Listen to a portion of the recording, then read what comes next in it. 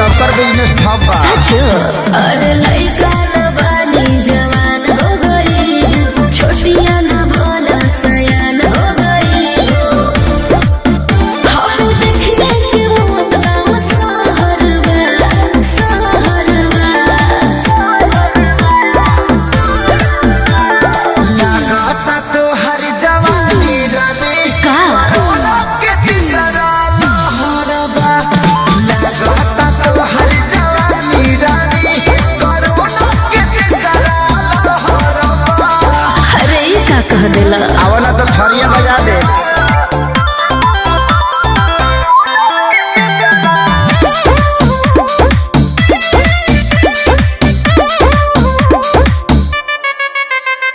होई reaction injection के ले सहारा हो। हाँ हाँ डूबे तो कंडी है ठंडी में काला गुजारा हो। अरे ना हो होई रिएक्शन इंजेक्शन के ले सहारा हो। अरे डूबे तो कंडी है ठंडी में काला गुजारा हो। सुना बोल बेबी बोल। ढेर बोला जानिया वही दोपहर बा, दोपहर बा। अरे सुना ये रानी ई तो हर जवानी कोरोना के तीसरा लहर। अरे बक सुना ये रानी ई तो हर जवानी कोरोना के तीसरा लहर। पागल हो का? हाँ दवाई चलता।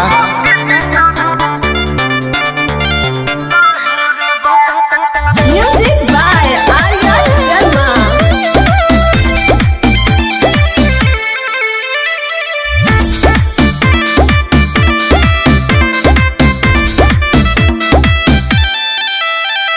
कृष्णा पे दर्दिया सूरज खेसारी बीमारी बा।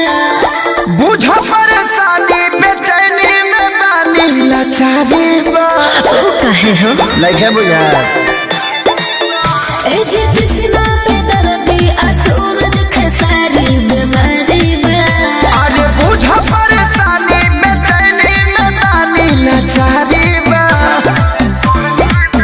पीके मोर जलवा बोलियो में जहर बा, अरे जहर बा। डबल डोज ले वाली।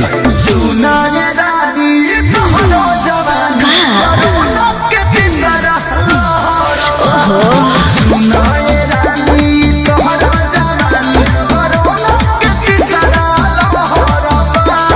हाँ तो मुंह तोप के रखिए ना तो धाली। हमहू चाहतनी कि धइये ले।